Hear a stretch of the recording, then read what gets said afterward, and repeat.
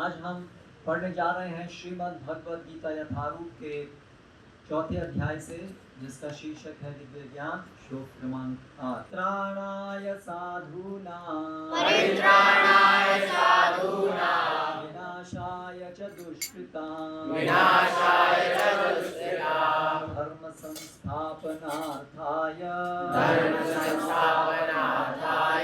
संभवामि युगे युगे संभवामि युगे युगे परित्राणाय साधूनां परित्राणाय साधूनां विनाशाय च दुष्कृतां विनाशाय च दुष्कृतां धर्म संस्थापनार्थाय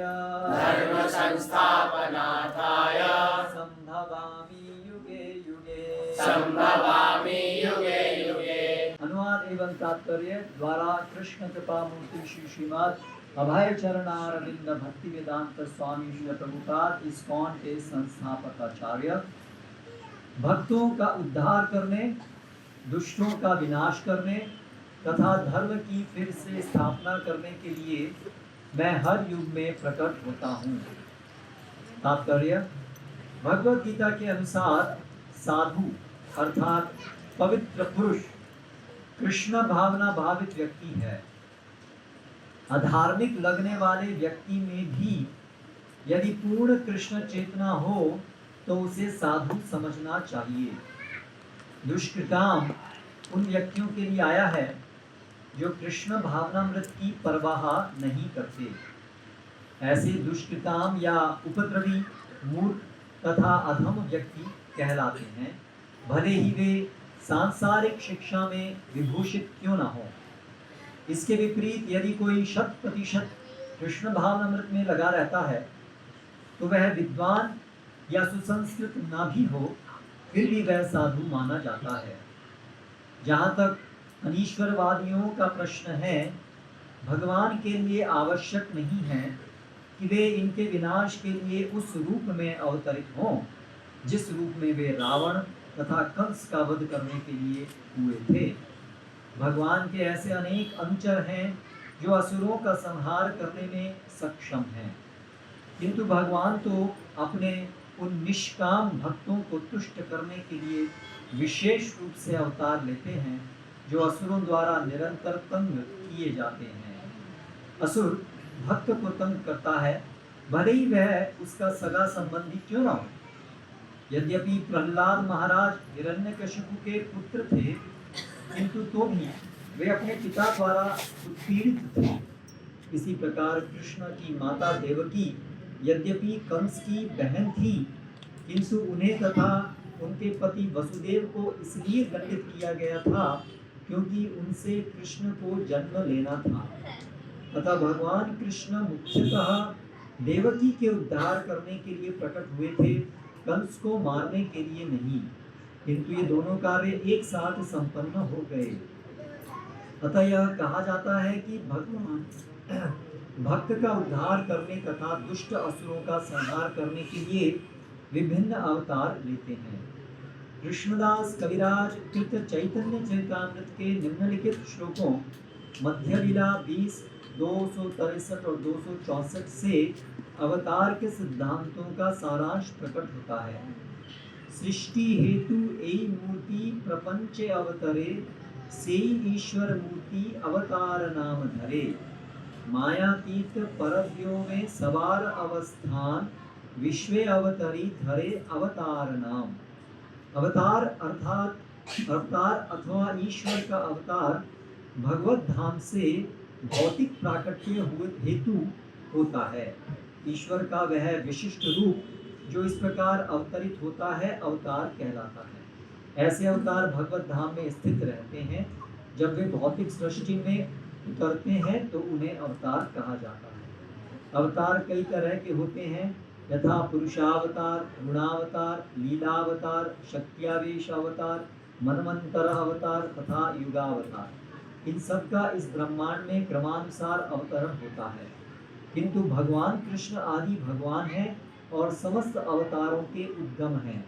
भगवान श्री कृष्ण शुद्ध भक्तों की चिंताओं को दूर करने के विशिष्ट प्रयोजन से अवतार लेते हैं जो उन्हें उनकी मूल वृंदावन लीलाओं के रूप में देखने के उत्सुक रहते हैं। अतः कृष्ण अवतार का मूल उद्देश्य अपने निष्काम भक्तों को प्रसन्न करना है। भगवान का वचन है कि वे प्रत्येक युग में अवतरित होते रहते हैं। इससे सूचित होता है कि वे कलयुग में भी अवतार लेते हैं। जैसा कि श्रीमद् भागवत में कहा गया है कि कलयुग के अवतार भगवान चैतन्य महाप्रभु हैं, जिन्होंने संकीर्तन आंदोलन के द्वारा कृष्ण पूजा का प्रसार किया और पूरे भारत में कृष्ण भावनामृत का विस्तार किया। उन्होंने यह भविष्यवाणी की कि संकीर्तन की यह संस्कृति सारे विश्व के नगर नगर तथा ग्राम ग्राम में फैलेगी। भगवान चैतन्य को गुप्त रूप में किंतु प्रकट रूप में नहीं, उपनिषदों, महाभारत तथा भागवत जैसे शास्त्रों के गुह्य अंशों में वर्णित किया गया है। भगवान कृष्ण के भक्तगण भगवान चैतन्य के संकीर्तन आंदोलन द्वारा अत्यधिक आकर्षित रहते हैं। भगवान का यह अवतार दुष्टों का विनाश नहीं करता, अपितु उनकी आहितु की कृपा से उनका उद्धार करता है। ओम ज्ञानतिमिरान्धस्य ज्ञानञ्जनशलाकया चक्षुरुन्मीलितं येन तस्मै श्रीगुरवे नमः। श्रीचैतन्यमनोभीष्टं स्थापितं येन भूतले स्वयं रूपकदा मह्यं ददाति सपदान्तिकम्। वन्देऽहं श्रीगुरो श्रीयुतः पदकमलं श्रीगुरुं वैष्णवांश्च श्रीरूपं साग्रजातं सहगण रघुनाथान्वितां तं सजीवं साद्वैतं सावधूतं परिजनसहितं कृष्णचैतन्यदेवं श्रीराधाकृष्णपादां सहगण ललिता श्रीविशाखान्वितांश्च। जय श्री कृष्ण चैतन्य प्रभु नित्यानंद श्री अद्वैत गदाधर श्रीवासदि गौर भक्तवृंद। हरे कृष्णा कृष्णा कृष्णा हरे हरे, हरे राम राम राम हरे हरे। परित्राणाय साधूनां विनाशाय च दुष्कृतां धर्म संस्थापनार्थाय संभवामि युगे युगे। भक्तों का उद्धार करने, दुष्टों का विनाश करने तथा धर्म की फिर से स्थापना करने के लिए हर युग में मैं प्रकट होता हूँ। जिनके छोटे बच्चे हैं, कृपया आप ध्यान दें कि ये प्रवचन में उनके हिलने इत्यादि चिल्लाने से अवरोध न हो। तो आज कृष्ण भावनामृत आंदोलन अर्थात इस्कॉन, जिसको संक्षिप्त भाषा में संक्षिप्त रूप में कहते हैं, इसका एक और प्रचार केंद्र आरंभ किया जा रहा है यहाँ इस क्षेत्र में, भोपाल के इस क्षेत्र में। इस्कॉन अर्थात international society for Krishna consciousness. ISKCON ये जो संस्था है, इसकी स्थापना श्रीला अभय चरणारविंद भक्तिवेदांत स्वामी श्री प्रभुपाद, जो यहाँ पर जिनका चित्र है, यहाँ पर विराजमान है, उनके द्वारा 1966 में अमेरिका में की गई थी और इसलिए अंग्रेजी में ये नाम ISKCON international society for Krishna consciousness और हिंदी के अंदर अंतर्राष्ट्रीय कृष्ण भावनामृत संघ। तो ये जो संस्था है इस्कॉन, ये श्रीमद् भगवद गीता की जो शुद्ध शिक्षाएं हैं उनका प्रचार करने के निमित्त है। अर्थात भगवान श्री कृष्ण की जो इच्छा है भगवद गीता में जो उन्होंने वर्णित की है, उसको लोगों तक पहुंचाने के लिए ये संस्था के द्वारा अलग अलग केंद्र स्थापित किए जाते हैं। तो भगवान श्री कृष्ण की क्या इच्छा है, भगवद गीता का सार क्या है? भगवान श्री कृष्ण 5000 वर्ष पूर्व इस धरातल पर थे, प्रकट हुए। क्यों भगवान आए और क्यों उन्होंने भगवद गीता दी? विशेष रूप से हम सभी भारतवर्ष में रह रहे हैं और एक बड़ा सौभाग्य हम सभी का है भारत भूमि ते मनुष्य जन्म होइल जार, जन्म सार्थक करी कर परोपकार। भारत भूमि में जिनका जन्म हुआ है तो उनका कर्तव्य है कि वो अपना जीवन सार्थक करें। ये बच्चा जो चिल्ला रहा है कहते हैं उसकी माता को लेके थोड़ा दिखा दें। तो भारत भूमि में जिनका मनुष्य जन्म हुआ है वो अत्यंत सौभाग्य से मिलता है, क्योंकि भारत भूमि में कृष्ण, राम, भगवान इन सबको जानना सुगम है एक तरीके से, क्योंकि यहाँ पर वैदिक संस्कृति प्रसारित रहती है, वेदों का ज्ञान रहता है। हालांकि वर्तमान समय में बहुत इसका तेज गति से ह्रास हो रहा है, ये दुर्भाग्य की बात है, लेकिन फिर भी भारत भूमि इसे पुण्य भूमि कही है और हम लोगों का यहाँ पर अभी जन्म है, तो इसलिए हमारा विशेष कर्तव्य है कि हम अपने इस दुर्लभ मनुष्य जीवन को सार्थक बनाएं। तो ये श्रीमद् भगवद गीता में भगवान श्री कृष्ण सबके भगवान है, ऐसा नहीं केवल भारतीयों के भगवान है। वास्तव में ये संपूर्ण विश्व एक समय में भारतवर्ष कहलाता था। और केवल मनुष्यों की बात नहीं है, केवल पृथ्वी की बात नहीं है, हर सबके पिता भगवान श्री कृष्ण है। पिता हम अस्य जगतो माता धाता पितामहः। भगवान श्री कृष्ण भगवद गीता में कहते हैं पिता हम अस्य जगत, इस संपूर्ण जगत का पिता मैं हूं, क्योंकि भगवान श्री कृष्ण से ही ये संपूर्ण जगत सृजित होता है, उनके द्वारा ही सृजित हुआ है, ये उन्हीं की शक्ति है। इसलिए भगवान श्री कृष्ण सभी के आदि स्रोत हैं। अहम सर्वस्य प्रभव मत्वा सर्वं प्रवर्तते, हर चीज का आदि उद्गम मैं हूँ। भगवान श्री कृष्ण ये जानकारी हमको भगवद गीता में देते हैं। तो भगवान कृष्ण भगवान एक है, ऐसा नहीं कि भारतीयों के लिए कोई और भगवान है या हिंदुओं के लिए कोई और है, मुसलमानों के लिए कोई और है, क्योंकि भगवान का अर्थ है जन्मादि यस्य यतः, जिससे हर चीज का जन्म होता है, जो हर चीज के पिता हैं, जो परम नियंता है, जो परम सृष्टि करता है, जो हमारे परम हितैषी हैं, उनको भगवान कहते हैं। तो भगवान तो अनेक नहीं हो सकते, क्योंकि भगवान मतलब परम, परम तो दो नहीं हो सकते। तो हिंदू, मुसलमान, भारतीय, अमेरिकन, स्त्री, पुरुष, यहाँ तक कि जानवर, पौधे, सभी के लिए एक ही उद्गम स्रोत है जिनको भगवान कहते हैं, और वो है श्री कृष्ण, जिसकी जानकारी हमें शास्त्रों से मिलती है, जिसके प्रमाण स्वयं भगवान श्री कृष्ण जब यहाँ धरातल पर आए तब उनकी क्रियाकलापों से हम समझ सकते हैं। महान महान आचार्यों के द्वारा इस बात को स्थापित किया गया है कि ये भगवान है श्री कृष्ण। एकल ईश्वर कृष्ण आर्य सब भृत्य, परम पुरुष श्री कृष्ण भगवान। तो भगवान क्यों आए, 5000 वर्ष पूर्व आए। भगवान कहते हैं यहाँ पर इस श्लोक में संभवामि युगे युगे, मैं बार बार अवतरित होता हूँ, मैं बार बार आता हूँ युग में। तो ये भगवान श्री कृष्ण आए थे द्वापर युग के अंत में, द्वापर युग के अंत में भगवान श्री कृष्ण आए, और अभी ये कलयुग चल रहा है। तो वो जैसा कि भगवान यहाँ कहते हैं कि मैं किस हेतु से आता हूँ हर युग में, परित्राणाय साधूनां विनाशाय च दुष्कृतां धर्म संस्थापनार्थाय, इसके कारण से भगवान आते हैं। पहला है परित्राणाय साधूनां, साधु जनों के उद्धार के लिए, की संतुष्टि के लिए भगवान आते हैं, ये उनका पहला हेतु है इस भौतिक जगत में आने का। साधु कौन है?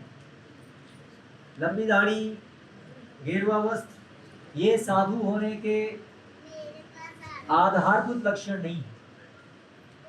आधारभूत लक्षण है साधु का जो भगवान का सच्चा सेवक हो, जिसका जीवन भगवान की सेवा में समर्पित हो, जो भगवान का प्रतिनिधि हो, जिसका जीवन इस भौतिक जगत में जिस हेतु से भगवान आते हैं उसी हेतु को पूरा करने के लिए समर्पित हो, उसे साधु कहते हैं।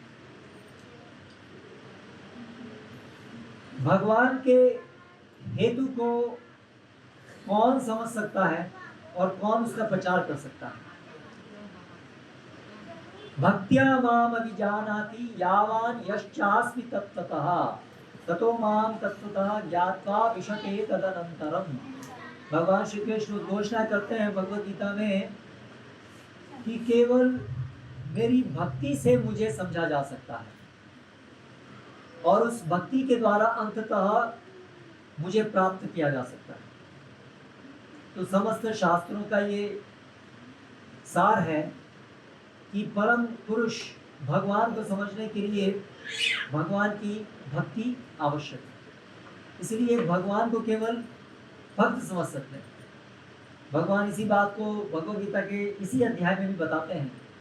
भक्तोसी में सखा चेती रहस्यम ये तद उत्तमम। भगवान कहते हैं अर्जुन, मैं ये भगवद गीता के रूप में जो मेरा रहस्य है, भगवान कौन है इसका रहस्य भगवद गीता में भगवान उद्घाटित करते हैं। ये रहस्य मैं तुमको क्यों बता रहा हूँ। वहाँ महाभारत के युद्ध क्षेत्र में तो दुर्योधन भी थे और बहुत बड़े बड़े योद्धा थे, लेकिन उन्हें भगवान ने भगवद गीता नहीं सुनाई क्योंकि वो भगवद गीता को नहीं समझ सकते थे। क्योंकि भगवद गीता को समझने के लिए योग्यता है भक्तों सी में सखा चेती, जो कम से कम सैद्धांतिक रूप से समझता हो कि भगवान है और शास्त्रों के द्वारा कम से कम उसने सुना हो कि भगवान श्री कृष्ण ही भगवान है, और ये भी सुना हो कि हम सब उनके दास हैं, हम शरीर नहीं, हम आत्मा हैं। कम से कम इतनी जानकारी या इतनी श्रद्धा जिसकी हो, वो भगवद गीता को सुनने के लिए या समझने के लिए और उसके माध्यम से भगवान श्री कृष्ण को समझने के लिए, उनके साथ संबंध स्थापित करने के लिए योग्य है। इसलिए भक्त्या माम अभिजाना, भक्ति से ही मुझे जाना जा सकता है। इसलिए भगवद गीता को कौन समझ सकता है? भक्त समझ सकता है। और इसलिए स्वाभाविक है कि भगवद गीता को कौन समझा सकता है? भगवान का भक्त ही समझा सकता है। तो हालांकि भगवद गीता एक बहुत प्रसिद्ध पुस्तक है, पूरे विश्व भर में अनेक दार्शनिक लोग भी इसको पढ़ते आए हैं, लेकिन अधिकतर लोग भगवद गीता को पढ़ करके भी नहीं समझ सकते हैं क्योंकि वो योग्य नहीं है, क्योंकि उनके भक्ति भावना नहीं है। वो एक भगवान श्री कृष्ण को भगवान की तरह स्वीकार न करके मात्र या तो एक ऐतिहासिक पुरुष के रूप में स्वीकार करते हैं, या तो बहुत से लोग तो ऐतिहासिक पुरुष के रूप में भी इनको स्वीकार नहीं करते हैं। वो तो उनको केवल एक काल्पनिक पुरुष, काल्पनिक व्यक्ति के रूप में सोचते हैं। इसलिए ऐसे सारे दार्शनिक या विद्वज्जन, तथाकथित विद्वज्जन, वो भगवान को, भगवद गीता को नहीं समझ सकते हैं। इसीलिए भगवद गीता के ऊपर बहुत सारी टिप्पणियां तो लिखी गई हैं अलग अलग भाषाओं में, लेकिन ज़्यादातर टिप्पणियां जो हैं उपलब्ध समाज के अंदर, वो क्योंकि भगवान के शुद्ध भक्तों के द्वारा नहीं लिखी गई हैं, इसीलिए उनको पढ़ने से जो श्रोता है उसको भगवान की सही समझ नहीं पता लगती। उसका भगवान, उसके हृदय में भगवान का ज्ञान स्फुरित नहीं होता है और उसके हृदय में भगवान के प्रति प्रेम उजागर नहीं होता है, क्योंकि जो लिखने वाले हैं वो भक्त नहीं है। इस कारण से तो भगवान श्री कृष्ण 5000 वर्ष पूर्व अवतरित हुए इस उद्देश्य से कि हम सभी जो इस जन्म मृत्यु के चक्र में फंस गए हैं, ये बहुत ही जगत को भव सागर कहते हैं। भव अर्थात जन्म लेना, सागर, सागर अर्थात जो अथाह है, असीमित है। जैसे भव सागर, ये संसार को भव सागर कहते हैं। हरे कृष्णा। नो फोटोग्राफ्स, अभी केवल ये समय सुनने के लिए है। भव सागर अर्थात जन्म मृत्यु का ऐसा सागर जिसे पार कर पाना लगभग असंभव, अपने बल पर तो असंभव है।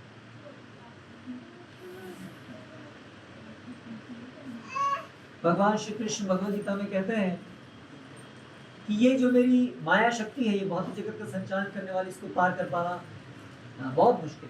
तो ये भव सागर में हम गिर गए हैं। जन्म मृत्यु जरा व्याधि दुख दोषानुदर्शनम। इस भौतिक जगत में गिर के हम क्या अनुभव कर रहे हैं? बार बार जन्म, और हर जन्म के साथ में अनेक अनेक समस्याएं, पदम पदम यत विपदाम, अनेक अनेक विपदाएं, शारीरिक, मानसिक, सामाजिक, राजनैतिक, अलग अलग विपदाएं, अलग अलग आध्यात्मिक क्लेश, अधिभौतिक क्लेश, अधिदैविक क्लेश। क्लेश क्लेश मतलब दुख। हर व्यक्ति ये चीज अनुभव कर रहा है। ये कोई बहुत मुश्किल नहीं है इस बात को समझना कि ये जगत दुखालयम है, दुख का घर। विशेष रूप से हम वर्तमान समय में और अधिक ये उत्पीड़न बढ़ता जा रहा है, लेकिन हमेशा से इस संसार तो दुख में था। सतयुग में भी दुख में था, मात्रा अलग अलग हो सकती है, लेकिन जहां पर मृत्यु है तो वहां दुख है, क्योंकि सबसे बड़ा कष्ट तो मृत्यु है। क्योंकि हम सभी स्वभाव से, हम क्योंकि आत्मा है, इसलिए हम कभी मरना नहीं चाहते हैं। हमें शाश्वत जीवन की तलाश है, हमें शाश्वत आनंद की तलाश है। लेकिन इस भौतिक जगत में तो वो संभव नहीं है जब तक हम भौतिक चेतना में रहते हैं। क्योंकि भौतिक मतलब जड़ पदार्थ, यानी कि यहाँ हर चीज नश्वर है, हर चीज का एक आदि है, हर चीज का एक अंत है। तो जो भी चीज से हमको सुख प्राप्त होता है, उस चीज का भी आदि, वो चीज का भी एक आरंभ है और उसका भी एक अंत होगा। हम बहुत पैसा कमा सकते हैं, बहुत बड़ा घर बना सकते हैं, लेकिन एक दिन वो सब समाप्त हो जाएंगे। वो समाप्त हो के नहीं हो, ये शरीर समाप्त हो जाएगा, हमारा उनसे विच्छेद हो जाएगा। हमारे सगे संबंधी हैं, एक दिन हम सबको छोड़ के चले जाएंगे या हम उनको छोड़ के चले जाएंगे। तो इस प्रकार से ये भौतिक जगत नश्वर है, और नश्वर होने के कारण दुखदायी है। यही संस्पर्शजा भोगा दुख योनयैव ते आद्यन्तवन्त कौन्तेय न तेषु रमते वृथा।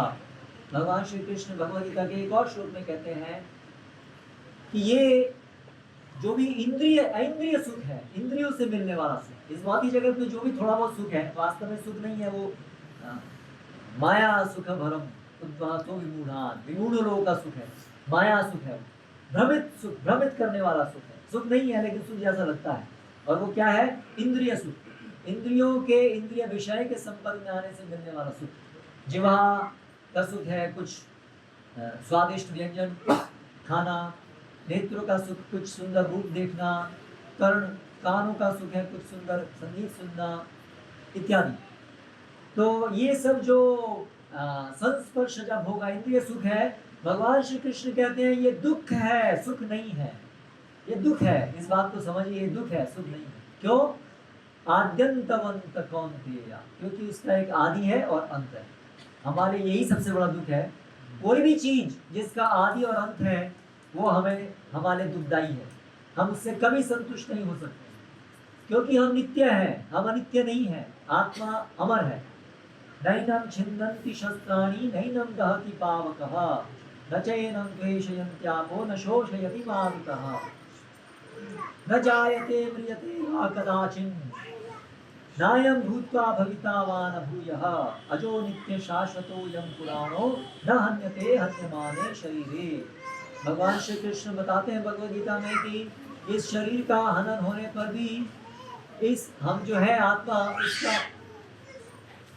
उसका हनन कभी नहीं होता है। तो क्योंकि हम शाश्वत है, इसलिए कोई भी नश्वर चीज हमें कैसे संतुष्ट कर सकती है। इसलिए इस भौतिक जगत में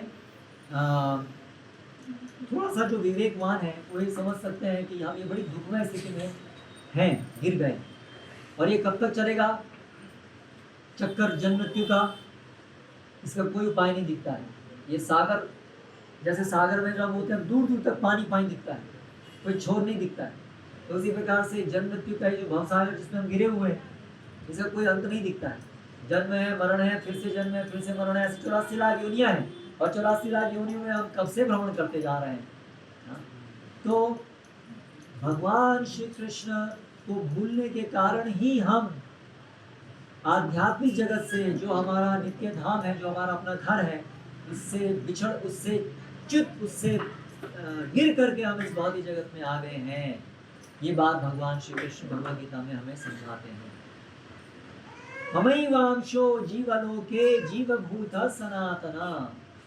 मनश्चष्टानि इंद्रियाणि प्रकृति स्थानी कर्षति। भगवान श्री कृष्ण कहते हैं कि आप सभी, हम सभी, आप सभी मेरे नित्य अंश हो, सनातन। आप मेरे सनातन भक्त हो, आप मेरे सनातन अंश हो, लेकिन मुझे भूल करके इस भौतिक जगत में आप गिर गए हैं। हाँ, मनश्चष्टानि इंद्रियाणि, और बड़ा संघर्ष कर रहे हैं इस भौतिक जगत में अपनी स्थिति को बनाए रखने के लिए, कुछ सुख प्राप्त करने के लिए बड़े संघर्ष में आप लगे हुए हैं। इसलिए भगवान करुणा करके हमें वापस अपने घर बुलाने के लिए आते हैं। परित्राणाय साधूनाम, ये है समझ, परित्राणाय साधु। भगवान हम सभी को वापस अपने घर बुलाने के लिए आते हैं। तो वापस कैसे भगवान बुलाते हैं? भगवान हमारी इन चर्म नेत्रों के सामने, इस भौतिक जगत में हमारे सामने प्रकट होते हैं। हालांकि भगवान को देखना इन नेत्रों संभव नहीं है, लेकिन अगर किसी के अंदर थोड़ी सी भी जिज्ञासा है, उत्कंठा है भगवान को समझने की, तो ऐसे लोगों के सामने भगवान कभी कभी ब्रह्मा जी के एक दिन में स्वयं आते हैं, या अपने अलग अलग अवतारों के रूप में प्रकट होते हैं, और अपने संदेश के रूप में प्रकट होते हैं। अपने दिव्य नाम हरे कृष्णा कृष्णा कृष्णा हरे हरे, हरे राम राम राम हरे हरे, इस नाम रूप में प्रकट होते हैं। बार बार भगवान आते हैं, बार बार हमें बुलाने के लिए, आइए। जब भगवान आते हैं बहुत सारे जीव का उद्धार होता है, भगवत धाम चले जाते हैं। लेकिन इस भौतिक जगत में अनंत जीव हैं, अलग अलग ब्रह्मांड है, कोटि कोटि जीव हैं, तो उन सब का उद्धार करने के लिए भगवान बार बार आते हैं। तो अभी 5000 वर्ष पहले भगवान श्री कृष्ण आए थे, और उन्होंने भगवद गीता सुनाई, और उसके द्वारा अनेक अनेक जीवों का उद्धार हुआ। लेकिन हम लोग का उद्धार नहीं हुआ तब, इसलिए हम अभी भी यहीं बैठे हुए हैं। तो भगवान ने फिर विचार किया कि मैं गया बुलाने के लिए, लेकिन बहुत से लोग अभी भी बच गए। तो क्या युक्ति की जाए कि इन लोगों का भी उद्धार हो, क्योंकि भगवान बहुत करुणा के कारण भगवान चिंतित रहते हैं। जैसे पिता हमेशा से अपने पुत्र के लिए चिंतित रहता है, इसी प्रकार से भगवान हमेशा हमारे लिए चिंतित रहते हैं कि ये बिछड़ करके कितना कष्ट भुगत रहे हैं इस भौतिक जगत में, कब ये वापस आए। हम अपनी गलती से इस भौतिक जगत में आए, मत सोचिए कि भगवान ने हमें यहाँ फेंक दिया। भगवान क्यों हमें यहाँ फेंके? फिर क्यों भगवान वापस बुलाते हैं हमको? अगर भगवान ने हमको फेंका था तो भगवान हमें नहीं फेंकते हैं। कृष्ण भूलिया जीव भोगवांछा करे, पाशे ते तारे माया झपटिया धरे। हमारी जो स्वतंत्र इच्छा शक्ति है, हम उसका दुरुपयोग करने के कारण कृष्ण को भूलते हैं, और कृष्ण को भूलने के कारण हम इस भौतिक जगत में गिर जाते हैं। तो भगवान, जब हमारी भगवान को भूलने की इच्छा होती है, इस भौतिक जगत का भोग करने की इच्छा होती है, तो फिर भगवान हमें जाने देते हैं। भगवान उसी उद्देश्य से भौतिक जगत का निर्माण करते हैं। जब हम जिद करते हैं कि हमें आपसे दूर जाना है, हमें स्वयं भगवान बनना है, हमें स्वयं परम भोक्ता बनना है, हमें भगवान बनना है, ऐसी इच्छा करते हैं जो वास्तव में कभी पूर्ण नहीं हो सकेगी। भगवान बना नहीं जा सकता है। भगवान मतलब जो सबके आदि स्रोत है, तो वो जो आदि स्रोत है वो तो है। अगर हम नहीं है तो नहीं है, और हम नहीं है, निश्चित रूप से नहीं है। अगर होते तो फिर जन्म मृत्यु के संघर्ष में क्यों पड़े होते यदि हम परम स्वामी होते, परम नियंता होते। परम नियंता नहीं है हमारा ये शरीर, हमारा इस पर कोई नियंत्रण नहीं है। ये शरीर बूढ़ा हो रहा है हमारी आंखों के सामने, हम रोकना चाहते हैं, नहीं रोक सकते। तो हम क्या नियंत्रण, हम कुछ नियंत्रित नहीं कर सकते। हम पूर्ण रूप से नियंत्रित है, कम से कम इस बात को समझना चाहिए। तो परम नियंत्रण करता भगवान है, उनको भूल करके जब हम मिथ्या रूप से भगवान बनना चाहते हैं, तो इस भौतिक जगत में हम आते हैं। भगवान हमें अनुमति देते हैं, ठीक है तुम्हारी इच्छा है, जाओ जाके देखो क्या तुम भगवान बन सकते हो, क्या तुम मेरे बिना भोग करके सुखी रह सकते हो, मेरी सेवा के बिना, मेरे संबंध के बिना। कैसे करके हम यहाँ आ गए हैं। अभी बहुत समय हो गया है हमें। जानते हैं हम लोग कितने समय से यहाँ पर हैं? किसी को पता है हिस्ट्री? नहीं, अनंत समय, टाइम इमेमोरियल, उसका पता लगाना बड़ा मुश्किल है। बहुत बहुत बहुत समय से हम यहाँ पर गिर चुके हैं। तो भगवान श्री कृष्ण हमको उद्धार करने के लिए आए। भगवान की लीलाएं करते हैं वृंदावन के अंदर। जो आध्यात्मिक जगत में जो हमारा जीवन भगवान श्री कृष्ण के साथ है, वैसा ही जीवन भगवान वृंदावन में प्रकट करते हैं। भगवान के साथ गोलोक से, वैकुंठ से, भगवान के नित्य पार्षद जो शुद्ध जीव जो वहाँ है। जब लोग मत समझिए कि इस भौतिक जगत में ही सब कुछ है। ये भौतिक जगत में बहुत कम लोग हैं। हम लोग हमसे कहीं कहीं अधिक जीव आत्माएं आध्यात्मिक जगत में हैं, जो पतित नहीं है, जो अपनी स्वाभाविक स्थिति में भगवान की सेवा में लगे हुए हैं, परम आनंद में भगवान की सेवा कर रहे हैं। उनकी संख्या हमसे कहीं अधिक है। तो भगवान ऐसे अपने कुछ शुद्ध भक्तों के साथ और कुछ अंतरंग अनुयायियों के साथ में भगवान इस भौतिक जगत में आते हैं अलग अलग समय पर। तो कृष्ण रूप में भगवान आए 5000 साल पहले, और वृंदावन के अंदर भगवान ने अपनी आध्यात्मिक गोलोक जगत में की जो लीलाएं वो प्रकट की, हमको आकर्षित करने के लिए कि यही आपका जीवन भी है। क्यों यहाँ भटक रहे हो, क्यों यहाँ दुख भोग रहे हो, आप भी आओ और चलो वापस। इसलिए भगवान भगवद गीता में आए और अंत में सब कुछ समझाए और बोले, सर्वधर्मान परित्यज्य मामेकं शरणं व्रज अहं त्वां सर्व पापेभ्यो मोक्षयिष्यामि मा शुचः। तुम जो भी तुमने आज तक पाप कर्म किया है, मुझे भूला है, ठीक है। अगर तुम मेरी शरण लेते हो तो मैं तुम्हें वापस ले जाऊंगा। भगवान ये सरल तरीका हमको बताते हैं कि आप मेरी शरण में। दैवी एष गुणमयी मम माया दुरित्या मामेव ये प्रपद्यन्ते मायामेतां तरन्ति ते। भगवान कहते हैं कि ये भौतिक जगत जो मेरी माया शक्ति के द्वारा संचालित है, उस पर विजय प्राप्त करना कोई भी जीव के लिए अपने बलबूते पर असंभव है। लेकिन जो मेरी शरण में आते हैं, मैं उन्हें इस माया से निकालता हूँ। तो भगवान अपनी शरणागति, भगवान की शरणागति के द्वारा हम भगवत धाम जा सकते हैं। भगवान श्री कृष्ण आए, उन्होंने संदेश दिया कि आप शरणागति लो, लेकिन हम लोग शरणागत नहीं हुए, इसलिए रह गए। तो फिर भगवान ने विचार किया अभी क्या किया जाए। भगवान ने विचार किया कि अभी तो कलयुग भी आ गया है, और ज्यादा कल्मश का युग है। कलिर्दोष निधे राजन अस्ति ही एको महान गुणा। ये कलयुग तो दोषों का सागर है। सतयुग के द्वापर युग के की तुलना में ये कलयुग में तो और अधिक दोष है। भगवान को समझना एक प्रकार से अधिक मुश्किल है। क्यों?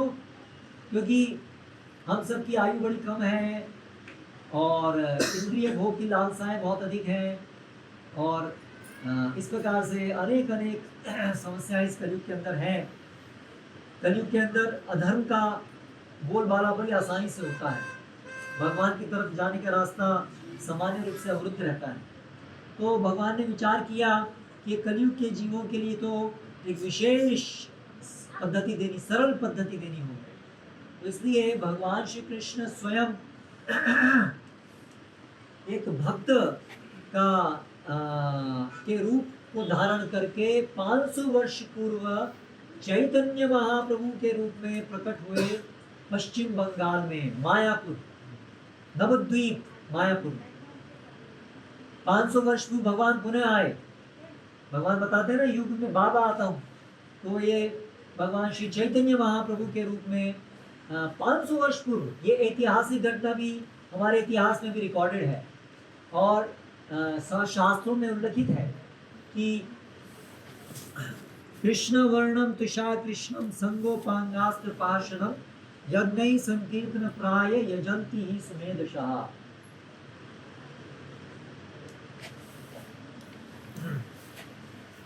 कलयुग के अंदर भगवान एक भक्त के रूप में संकीर्तन आंदोलन प्रारंभ करेंगे, ऐसी भविष्यवाणी शास्त्रों में हुई। जो जिनका वर्ण, शरीर की कांति भगवान कृष्ण की तरह श्याम नहीं होगी, बल्कि हेम वर्ण होगी। तो ऐसा रूप चैतन्य महाप्रभु के रूप में वो अवतरित हुए, और उसी उद्देश्य से, जो भगवान का उद्देश्य है, भगवान हमेशा वही उद्देश्य है भगवान का। ऐसा नहीं कि अवतार अलग अलग हैं, उनके कार्य अलग अलग हो जाते हैं। भगवान एक है, उनका कार्य एक है, उनका संदेश एक है। जो भगवद गीता का संदेश है वही चैतन्य महाप्रभु का संदेश है, उसमें कोई अंतर नहीं है। तो चैतन्य महाप्रभु आए, और जैसे भगवान श्री कृष्ण के साथ हमेशा बलराम जी आते हैं, ऐसे ही चैतन्य महाप्रभु कृष्ण है, उनके साथ में नित्यानंद प्रभु आते हैं। नित्यानंद प्रभु है बलराम। शची सुत होइलो से ही, जो शची सुत है वो भगवान श्री कृष्ण है, और बलराम जो है वो नित्यानंद प्रभु के रूप में आते हैं। तो आज एक बहुत शुभ अवसर है कि आज नित्यानंद प्रभु का प्राकट्य दिवस है। आज के शुभ अवसर पर ये कार्यक्रम का आयोजन किया गया है। ये जो नया प्रचार केंद्र है वो शुरू किया गया है नित्यानंद प्रभु के प्राकट्य दिवस के ऊपर। क्यों? क्योंकि नित्यानंद प्रभु प्रेम प्रचारन आर पाषंड दलन दुई कार्य अवधूत करे भ्रमण। नित्यानंद प्रभु दो कार्यों के लिए अवतरित होते हैं, प्रेम प्रचारन और पाषंड दलन। कृष्ण प्रेम का प्रचार करने के लिए और भक्ति के नाम पर जो सब पाषंड है उसका विनाश करने के लिए बलराम जी नित्यानंद प्रभु के रूप में आते हैं। बलराम जी कृष्ण लीला में और सदैव बलराम जी भगवान की लीला में सहायता करते हैं। भगवान कृष्ण जो भी लीला करते हैं, जो भी इस भौतिक जगत में जब आते हैं तो जीवों को उद्धार करने के लिए जो जो कार्य करते हैं उस सब में बलराम जी व्यक्तिगत रूप से भगवान श्री कृष्ण की सहायता करते हैं। बलराम जी भगवान श्री कृष्ण के प्रथम विस्तार हैं, तो वो भगवान की सहायता करते हैं। उसी प्रकार से नित्यानंद प्रभु चैतन्य महाप्रभु की सहायता करते हैं इस संकीर्तन आंदोलन में। तो चैतन्य महाप्रभु हैं संकीर्तन प्रवर्तक, संकीर्तन आंदोलन को आरंभ करने वाले चैतन्य महाप्रभु हैं। जो शास्त्रों में बताया गया है, जो भगवान श्री कृष्ण ने घोषणा की है कि कलयुग के अंदर युग धर्म है संकीर्तन।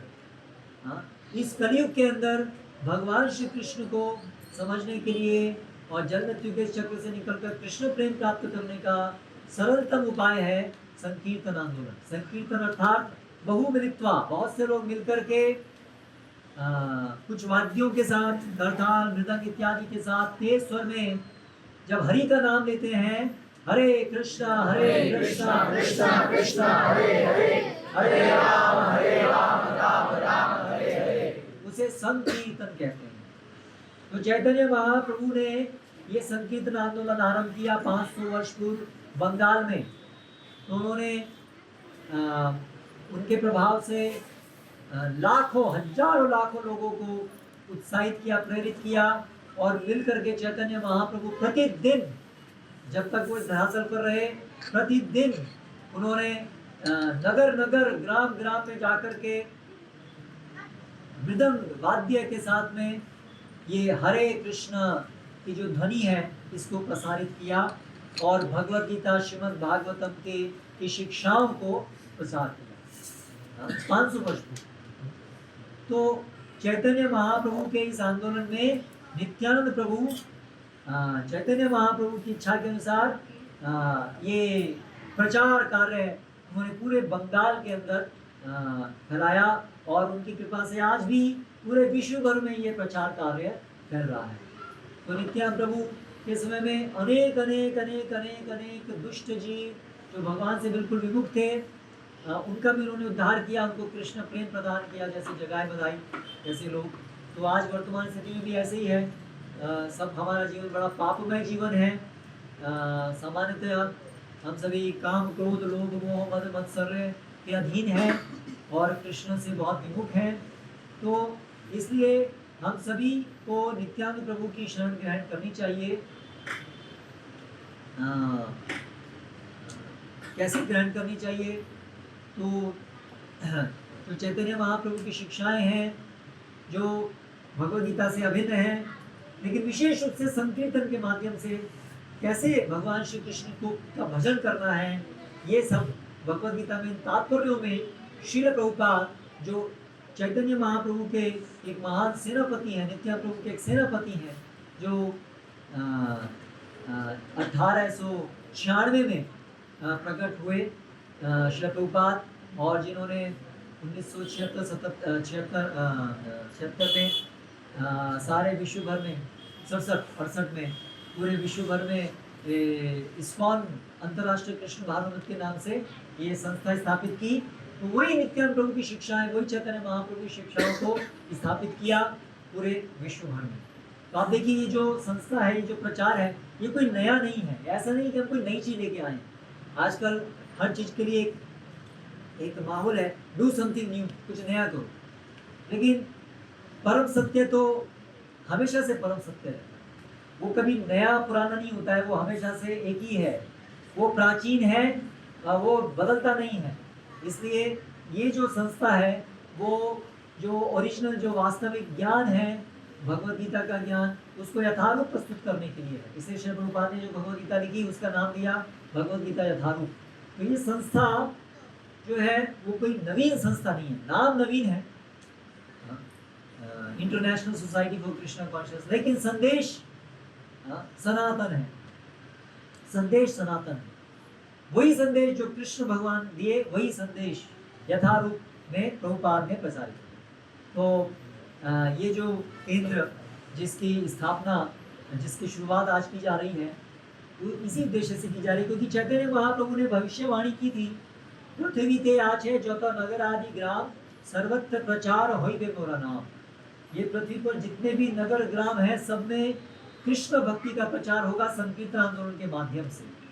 तो ये भविष्यवाणी है चैतन्य महाप्रभु की, क्यों जो स्वयं भगवान है, तो उनकी ये भविष्यवाणी पूरी हो रही है। जैसे कि आप देखिए आज पूरे विश्व में ऐसा कोई देश नहीं है जहाँ पर कि हरे कृष्ण कीर्तन नहीं हो रहा है, जहाँ पर भगवद गीता पढ़ी नहीं जा रही है, जहाँ पर ये हरे कृष्ण का प्रचार नहीं हो रहा है। ऐसा कोई देश नहीं है। तो अभी ये हरे कृष्ण आंदोलन केवल भारत तक सीमित नहीं है, बल्कि ये तो वर्तमान रूप में आंदोलन तो पहले अमेरिका में स्थापित हुआ, बाद में भारत में आया। रशियंस, अमेरिकन, चाइनीज, सब लोग, बहुत लोग वो इस संस्था से जुड़कर कृष्ण को अपना जीवन समर्पित कर रहे हैं, भगवान को समझ रहे हैं, और बड़ा आनंददायक उनका जीवन हो रहा है, चिंताओं से मुक्त हो रहे हैं, सही ज्ञान को प्राप्त कर रहे हैं, उनका जीवन अर्थपूर्ण हो रहा है। तो ये चैतन्य महाप्रभु की भविष्यवाणी थी कि हर नगर, हर ग्राम में उनका प्रचार होगा। तो इसी उद्देश्य को पूरा करने के लिए, चैतन्य महाप्रभु की शिक्षा को पूरा करने के लिए और उनकी कृपा को प्राप्त करने के लिए ये ऐसे प्रचार केंद्र इस संस्था के द्वारा खोले जाते हैं। तो भोपाल के अंदर भी अलग अलग जगह पर ये प्रचार केंद्र खुल रहे हैं। तो यहाँ पर ये प्रचार केंद्र है, इसका उद्देश्य है कि जो आसपास के लोग हैं, क्योंकि लोगों के पास समय बड़ा कम है और आने जाने में भी बहुत समय लगता है, भोपाल बड़ा विस्तृत क्षेत्र है, तो इसलिए यहाँ पर ये बाग मुगलिया के अंदर ये प्रचार केंद्र खोला जा रहा है। अभी यहाँ पर नियमित रूप से संकीर्तन होगा, नियमित रूप से यहाँ संकीर्तन होगा, नियमित रूप से भगवद गीता की शिक्षाओं का प्रसार होगा, नियमित रूप से प्रसाद वितरण होगा। और इसलिए आप सभी लोग जो यहाँ पर आसपास में रहने वाले हैं, उनके लिए सुविधा है कि अभी आप लोग आसानी से यहाँ पर आ सकते हैं और सत्संग कर सकते हैं। मनुष्य जीवन में सत्संग दुर्लभ है, असत्संग बड़ा आसान है। तो इस दुर्लभ चीज़ को सरल बनाने के लिए ये केंद्र की स्थापना आज यहाँ पर की जा रही है। यहाँ पर श्री श्री राधा श्याम सुंदर जी विराजमान हुए हैं। हमारी प्रार्थना है आप सभी लोग उनके शरण ग्रहण करें। श्री नृसिंह भगवान, पंचतत्व और समस्त आचार्य परंपरा तो सभी यहाँ पर है। तो यहाँ पर क्या क्या कार्यक्रम होंगे उसकी सूचना आपको दी जाएगी। आप अपने मित्रों के साथ, अपने संबंधियों के साथ और अड़ोसी पड़ोसियों के साथ, सबके साथ आमंत्रित हैं यहाँ पर रेगुलरली आने के लिए, यहाँ के कार्यक्रम भाग लेने के लिए और इस प्रकार से अपना जीवन सफल बनाने के लिए। हरे कृष्णा कृष्णा कृष्णा हरे हरे, हरे राम राम राम हरे हरे। श्री नित्यानंद प्रभु की जय, प्रभुपाद की जय।